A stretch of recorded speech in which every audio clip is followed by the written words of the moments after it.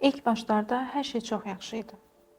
Mənə qarşı çox şəfqətli və sevgi dolu baxardı. Amma sonradan hər şey dəyişdi. Bəli, o çəhrayı eynəyi gözünüzə taxır və həyatı sizə çəhrayı rəngdə görməyə məcbur edir.